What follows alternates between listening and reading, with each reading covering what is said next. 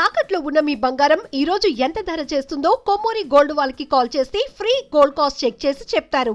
అందరికీ నమస్కారం అండి. సుమన్ టీవీకి స్వాగతం. నేను గీతాంజలి. ఇవాళ మనతో పాటు ఉన్న అతిథి ఋగ్వేద అధ్యాపకులు, శ్రీ కశ్యప వేద విద్యా మందిరం వ్యవస్థాపకులు, అలాగే హిందూ ధర్మక్షేత్రం ఛానల్ని నడిపిస్తూ మనకి ఎన్నో విషయాల పట్ల, హిందూ ధర్మం పట్ల అవగాహన కల్పిస్తున్నటువంటి సంతోష్ కుమార్ ఘనపాటి గురువు గారు మనతో పాటు ఉన్నారు. వారితో మాట్లాడదాం. గురుగారు నమస్కారం అండి. నమస్కారం అమ్మ. గురుగారు, గ్రహణం ఆగస్టు 12వ తారీఖున ఆషాఢ అమావాస్య. ఆ రోజున సూర్యగ్రహణం ఉందా లేదా అనేది ఒక ప్రశ్న. అంటే వేరే వారికి ఉన్నా కూడా మనం ఏమన్నా నియమాలు పాటించాలా? అసలు భారతదేశంలో కనిపిస్తుందా, కనిపించదా? ఏ సమయానికి ఉంది? ఈ వివరాలు మనం ఈ పరాభవ నామ సంవత్సర పంచాంగ శ్రవణం చేసుకున్నప్పుడు ఈ సంవత్సరం గ్రహణాలు లేవు అని చెప్పుకోవడం జరిగింది. అవును గురుగారు. ఎందుకు అంటే భారతదేశంలో కనిపించేటటువంటి గ్రహణాలేవి ఈ సంవత్సరం లేవు. మరి ఎక్కడ కనిపిస్తాయి? భారతదేశంలో కనిపించినప్పుడు ఎక్కడ కనిపిస్తాయి? మనకి ఏదో ఆఫ్రికా, ఐరోపా అక్కడంతా కూడా ఉన్నాయి. ఆగస్టు 12 అనుకుంటాను అమావాస్య, సంపూర్ణ సూర్యగ్రహణం వేరే దేశాల్లో ఉంది, భారతదేశంలో ఎక్కడా లేదు. యావత్ చాక్షుష దర్శన యోగ్యం అన్నారు. అంటే మన కంటికి ఎప్పుడైతే కనిపిస్తుందో ఆ రోజే గ్రహణము, గ్రహణ నియమాలు, విధి నిషేధాలు, లేకపోతే ఆచారాలు పాటించడాలు ఇవన్నీ ఉంటాయి. అసలు గ్రహణం మీకు కనిపించదయ్యా అంటే అది మన కాలమానం ప్రకారం మనం చూసుకుంటే రాత్రి వస్తుంది.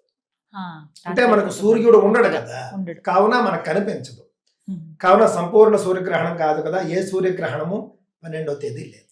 అదే విధంగా తర్వాత 28వ తేదీ అనుకుంటా పాక్షిక చంద్రగ్రహణం, అది మనకి లేదండి. అది కూడా ఇతర దేశాలు, అసలు మన ఖండంలోనే ఎక్కడా ఉన్నట్టు లేదు. ఈ రెండు గ్రహణాలు మన ఖండంలోనే ఎక్కడా లేవు, ఆసియా ఖండంలో ఎక్కడా ఉన్నట్టు లేదు. భారతదేశంలో అయితే ఖచ్చితంగా లేవు.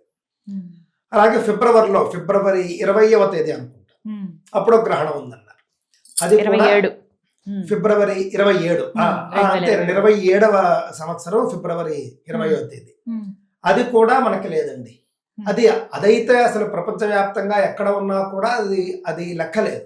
ఎందుకంటే ఈ రెండిట్లాగా అది పాక్షిక కాదు, సంపూర్ణ కాదు, అది ప్రఛాయాగ్రహణం. ఈ మూడు భారతదేశంలో అసలు లేవు అనేది సత్యం కాగా ఆ గ్రహణం ఎక్కడా లేదు ప్రపంచంలో. అంటే పట్టింపు లేదు. ప్రఛాయాగ్రహణం అంటారు. అది మామూలు గ్రహణాలలాగా కాదు, పెనంబ్రల్ ఎక్లిప్స్ అంటారు. అదేమిటంటే మీకు దానికి ఏ విధమైనటువంటి నియమాలు పాటించనక్కర్లేదు. ఈ రెండు మీ దేశాల్లో, మీరు నివసిస్తున్న దేశాల్లో కనిపిస్తే పాటించండి. భారతదేశంలో అయితే కనిపించటం లేదు. ఫిబ్రవరి 20వ తేదీ సంక్రమించేటటువంటి ఆ యొక్క పెనంబ్రల్ ఎక్లిప్స్ అయితే కనుక ప్రపంచవ్యాప్తంగా మీ ప్రాంతంలోనే సంభవించినా కూడా మీకు లెక్కలేదు. పాటించాల్సిన అవసరం లేదండి. మనకు కనిపిస్తేనే. ఇప్పుడు ఒక మాట చెప్తానండి. పూర్వకాలం ఎలా ఉండేదంటే పంచాంగంలో గ్రహణాలు రాసేవారు. రాసిన తర్వాత మొదలైందా లేదా అని ఎలా తెలిసేదంటే చూసేవారు. అంటే మొదలైంది అని కళ్ళతో చూసి తెలుసుకుని అప్పుడు పట్టు స్నానం చేసేవాడు.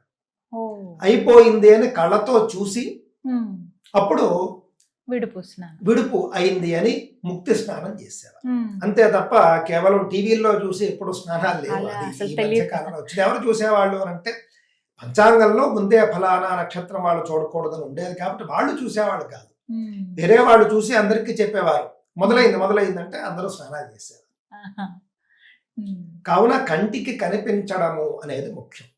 మళ్ళీ కొన్ని సందర్భాల్లో ఏం చేశారంటే మబ్బు పట్టిస్తూ ఉంటుంది ఉన్నప్పుడు గ్రహణం, మరి తెలియదు కదా అని అంటే అప్పుడు శాస్త్రాదులతో అప్పుడు తెలుసుకోండి అని చెప్పారు. అంటే ఇప్పుడు సైన్స్ ఏ విధంగా అయితే ఉందో, ఇప్పుడు సైన్స్ అంటే మనం టీవీలో చూస్తాం, లేకపోతే నాసా వెబ్సైట్స్ లో చూస్తాం, ఇస్రో వెబ్సైట్స్ లో చూస్తాం. అప్పటి శాస్త్రాలు అప్పటికి ఉన్నాయి. అంటే అప్పటి సైన్స్ అప్పటికి ఉంది. ఆ విధానంతో అంటే మరి పల్లెటూళ్ళలో చూస్తూ ఉంటాం, ఒక పల్లెల్లో అనుకుంటా ఇది ఒక రోకలి పెట్టేవారు.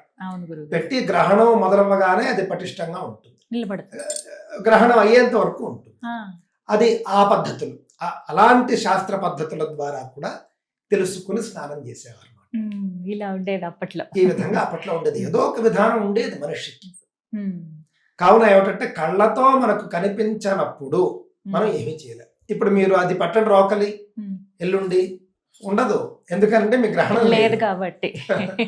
అది మాట. అయితే నియమాలు అయితే ఏమి ఏ పాటించక్కర్లేదు. నియమాలు అందులో లేవు. రాత్రి కాబట్టి ఈ అసలు. సంవత్సరం పూర్తిగా మనకు ఒక్క గ్రహణం కూడా లేదు. అయితే మంత్ర దీక్షలు తీసుకున్న వాళ్ళు కావచ్చు, అంటే ఒక మంత్రం తీసుకున్న వాళ్ళు కానీ సాధన పరులు ఎవరైతే ఉన్నారో వారు ఆ రోజున గనక సాధన చేసినా మంత్ర జపం చేసినా కూడా అది 1000 రెట్లు ఫలితం ఇస్తుంది ఏమీ అని లేదు. వాళ్ళు అంటారు. రోజు చేస్తే ఏ ఫలితం వస్తుందో అదే ఫలితం వస్తుంది. అంతే. అంటే ఆ రోజు గ్రహణం లేకపోవడం వల్ల అంతే కదండి. గ్రహణం ఉందని ఎవరు చెప్పారు? ఇతర దేశాల్లో ఉంది, మనకి లేదు. అంటే ప్రపంచం అంతా సూర్యచంద్రులు ఒకటే కదా అని అంటారు. అలా ఏం లేదండి. ప్రపంచం అంతా సూర్య చంద్రులు ఒకటే అయినప్పటికీ కూడా ఉమ్, సూర్యుడు మనకు కనిపించినప్పుడు వాళ్ళకి కనిపించడు. ఉమ్, ఇప్పుడు ప్రపంచం అంతా సూర్య చంద్రులు ఒకటే కదా అని చెప్పి ప్రపంచంలో అందరూ ఒకేసారి పడుకుంటున్నారా? లేదు. ప్రపంచం అంతా సూర్య చంద్రులు ఒక్కటే కదా అని చెప్పేసి అందరూ ఒకేసారి ఆఫీసులకు వెళ్తున్నారా? ఎవరి కాలమానం వాళ్ళది. వారికి ఉంది. గ్రహణాలు అనేటువంటివి కాలమానానికి సంబంధించినది. ఉమ్, మనకు కనిపిస్తేనే ఉమ్, సూర్యోదయానికి మనం స్నానం చేస్తాం కదా. ఉమ్, అది ఎప్పుడు చేస్తాం? మనకు కనిపించేప్పుడే కదా మనం చేస్తాము. అవును. మనం అంతా ఒకటే కదా అని చెప్పేసి మనం రాత్రి ఒక స్నానమును ఉదయాన్నే ఒక స్నానము మనం అంటే రాత్రి ఉదయం స్నానం ఉదయం రాత్రి స్నానం చేయం కాబట్టి ఉమ్, ప్రపంచం అంతా సూర్య చంద్రులు ఒకటే, కానీ మనకు కనిపించేటటువంటి విధి విధానాలతోనే మనం చేసుకోవాలి. ఉమ్. అయితే ఇక్కడ ఎక్కడ ఆలోచించారంటే భయపడేది మహిళలను కూడా ఇంకా తర్వాత రోజు నుంచి మనకి శ్రావణం ప్రారంభం కదండి. ముందు రోజు అన్ని శుభ్రపరచుకుంటారు. మరి ఆ రోజున చెయ్యాలా వద్దా, ఇంకా ముందే చేసి పెట్టేసుకుంటారు. ఇప్పుడు బుధవారమే చేసి పెట్టేసుకుందాం ఆషాఢంలో అని అనుకుంటారు. లేకపోతే అమావాస్య కదా ఆ రోజు గడిచిపోని ఆ మధ్యాహ్నం నుంచి చేద్దాం అనుకుంటారు. మళ్ళీ రాత్రి గ్రహణం అన్నారు కదా పొద్దున్నే మళ్ళీ శుభ్రపరచుకోవాలేమో అని ఇలాంటి ఆలోచనలు. ఏమీ లేదండి. అసలు గ్రహణమే లేదు కాబట్టి ప్రత్యేకమైనటువంటి శుభ్రతలు ఏమీ లేవు. ముందు రోజు అమావాస్య రోజు కూడా చేసుకోవచ్చు. మామూలేనండి, అంతే. ఒక సందేహం అయితే తీరింది, ఒక అవేర్నెస్ కూడా అందించారు గురువు గారు. ధన్యవాదాలండి.